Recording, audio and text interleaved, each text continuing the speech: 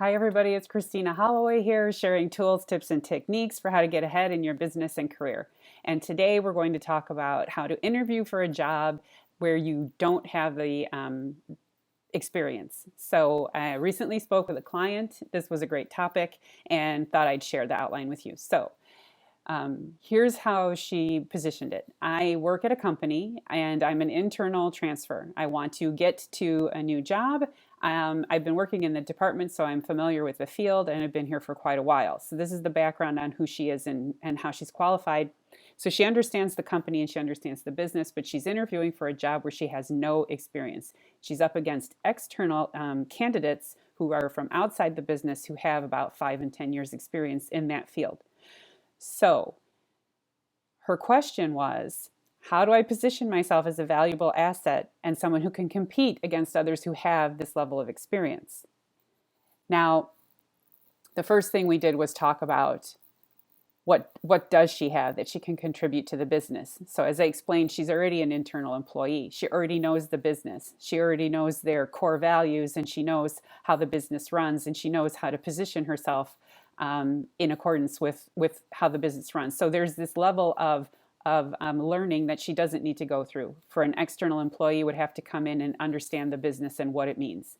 So this right here is one of the bigger things, one of the things she can attach herself to that makes her a valuable asset. There's going to be less training involved with her when it comes to understanding the business.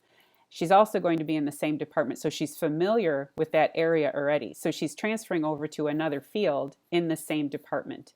So in that example, in this example, what we want to illustrate is I'm already pretty qualified. I'm just looking to transfer over. I'm familiar with the field, I'm familiar with the business, and I'm really hungry to grow.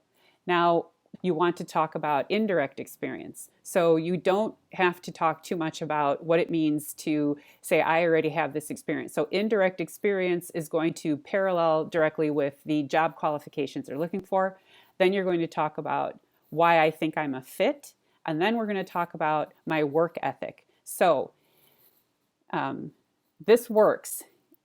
For one, if you're trying to interview for a job where maybe you're going up against people who have years of experience, you don't, and it works for if you're going to compete against other vendors to get a client, and the client's concerns are you have no experience in this field. So these three areas are where you want to pivot a lot of the questions and go back to explaining to them these are my experiences and this is how they parallel the experiences you're looking for. And while you may think I don't have direct knowledge or direct experience with exactly what you're looking for, I do have indirect experience, and let me show you how that shapes me as a strong candidate for this position. So let's start with number one, indirect experience. Now here, voluntary projects. Am I volunteering for projects that are inside the realm of this industry? Is there a way that I can give examples of projects that that ask for the same type of deliverables and I was able to do that? Now, there's plenty of examples you can give. You can volunteer for projects. I actually did that. I wanted to transfer into a new department many years ago when I was working in corporate, and I was trying to get into a department where I absolutely had no background. Well, I did have an indirect background. So the way I positioned myself when I interviewed was, I may not have experience in this area, but in the umbrella of different experiences, I do have experience in this other. So if I was trying to transfer into marketing and communications, what I did was explain to them I do have PR experience, and it may be indirect, but still there are verticals that overlap. Now, they weren't really at the time. They kind of said, we really want people who have marketing experience, and the only way I could get over there was to volunteer for a project. So I did. I fought really hard to get onto a new project that they were having, and they were taking people from around the company and bringing them over so they could fill in the headcount so they could get this project up and running. And I volunteered. I got 3-month extension to move from my current department into this new project. And I got my experience. And I had an opportunity to really impress the people who were decision makers. So While this works inside a business, it also works outside a business. How are you volunteering with social programs or community programs or nonprofits where that really resonate with you, and asking for types of projects where you can get that level of experience? You may not have 5 or 10 years experience directly related as employment, but you can tell them, thank you for asking about this project or about this type of experience. I happen to have a collection of voluntary roles, and I found when I did this voluntary work that it resonated with me. I was interested in it. This is my passion, or this is where I feel I should be. This is how I want to continue working in this area, in this space. And that takes us to point number 2, why I'm a fit. If you're interested in this, and this is something that really resonates with you, this is something where you can see your career going. I either want to start working with these types of clients. Hi, baby. My dog interrupted. Okay, he's all right. So I either want to start working with these types of clients, or I want to start working in this department at a company. I'm going to explain to people, here's why I feel like I'm a fit. And this goes back to, can my supervisor attest to me giving 110% all the time, even in projects that people don't want? I tended to be the person who always would take a project nobody else wanted. Why? Because it could have been, maybe it was easy for me, maybe it was something I could put along on the side, but at the same time, I was able to illustrate I am a go-getter, and I'm somebody who works even when the work isn't that great, it's not glamorous. So how am I showing how I can show up?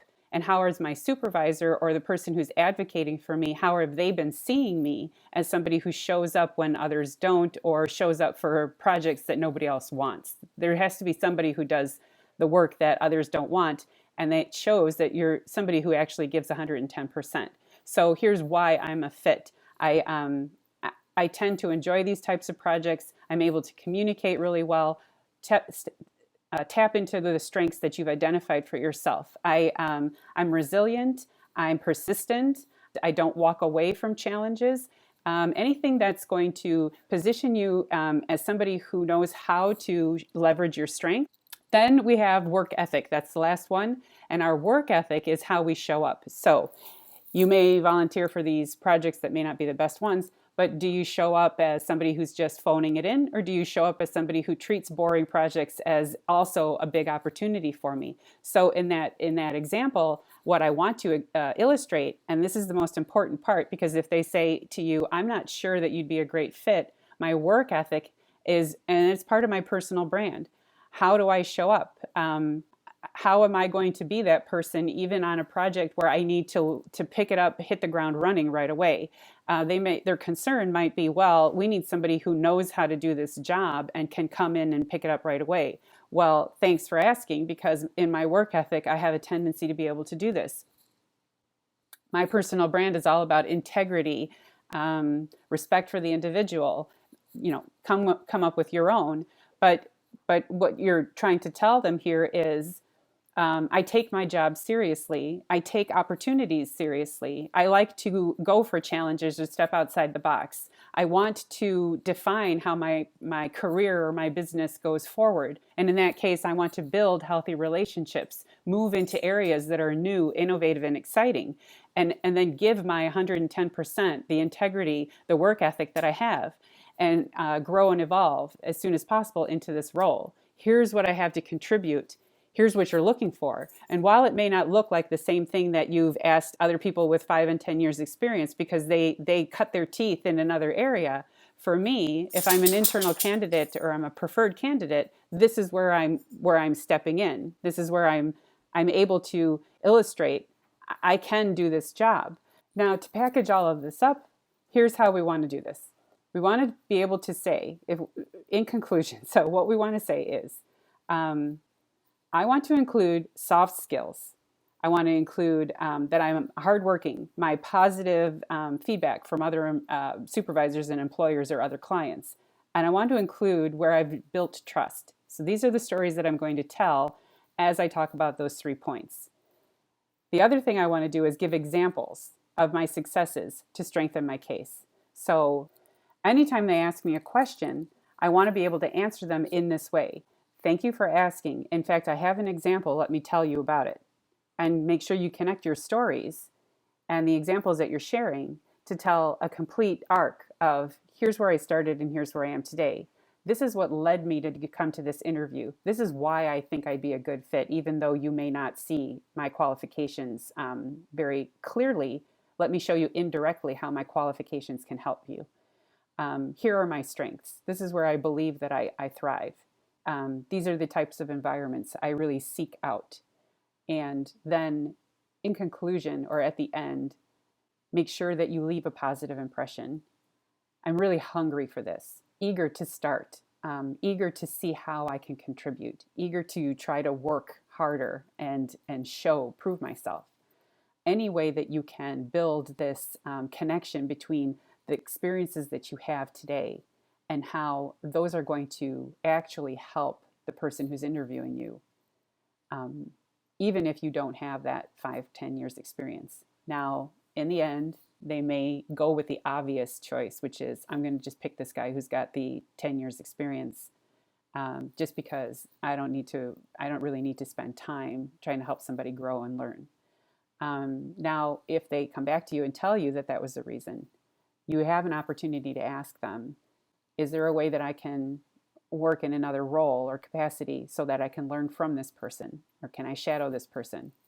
Especially if it's an internal transfer. Maybe they'll give you a spot where you can sit there and observe, figure out a way that you can get in on it. And the same with a client. A client may come back to you and tell you, look, I decided to just go with the guy with more experience.